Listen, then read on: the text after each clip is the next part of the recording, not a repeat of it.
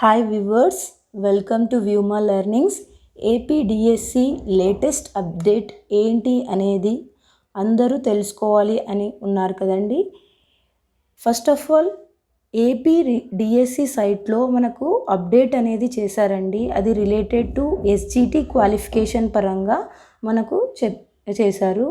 మీరు ఎక్కడ ఇది చూడొచ్చు అంటే, ఫస్ట్ ఆఫ్ ఆల్ మీరు గూగుల్ సైట్లో వెళ్ళి ఏపీడిఎస్సి 2024 అనేది టైప్ చేసినప్పుడు అక్కడ apdc.apcffss.in అనేది వస్తుంది. అక్కడ క్లిక్ చేయండి.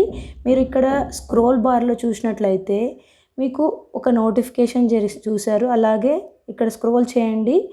అలానే పైన చూడండి, ఇక్కడ కింద కూడా అలానే వచ్చింది, ప్లీజ్ అప్డేట్ యువర్ ఎస్జిటి అనేది. అప్పుడు మీరు దాని మీద క్లిక్ చేసినప్పుడు candidate details, date of birth, verification code అనేది వస్తుంది. లాగిన్ అవ్వండి. మీ డిఎస్సి ఏదైతే అప్డేట్ చేశారో అది. ఇప్పుడు మీకు హోమ్ స్క్రీన్ అనేది ఇలా వస్తుంది. వచ్చినప్పుడు మీకు 3 ఆప్షన్స్ అనేవి కనిపిస్తాయి. Intermediate with DEd, BEd and both అనేది ఉంటుంది. ఎవరైతే బిఎడ్ క్యాండిడేట్స్ ఉన్నారో వాళ్ళకు ఎలిజిబుల్ కాదు ఎస్జిటి అనేది మీకు తెలుసు. వాళ్ళు బ్యాంక్ అకౌంట్ డీటెయిల్స్ అనేది ఇక్కడ ప్రొవైడ్ చేస్తే మీకు రీఫండ్ అనేది చేస్తారు. రీఫండ్ అమౌంట్ అనేది ఎవరైతే ఎస్జిటికి అప్లై చేసి ఉంటారో వాళ్ళకి అమౌంట్ రీఫండ్ చేస్తారు.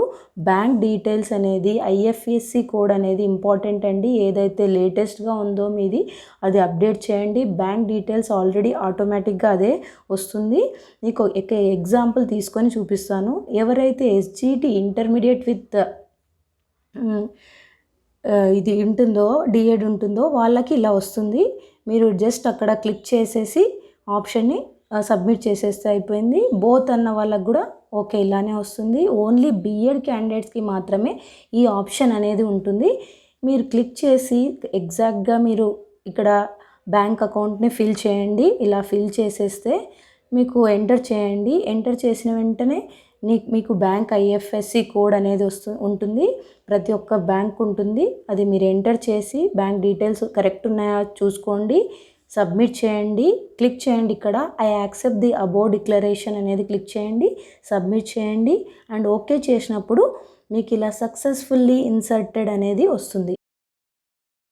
మీరు మీ క్వాలిఫికేషన్ను అప్డేట్ చేయండి. మీకు అమౌంట్ అనేది రీఫండ్ అవుతుంది. మీకు ఎలాంటి అప్డేట్ వచ్చినా మీకు వ్యూమా లెర్నింగ్స్ ద్వారా తెలుస్తుంది. Please like, share and subscribes. Thank you.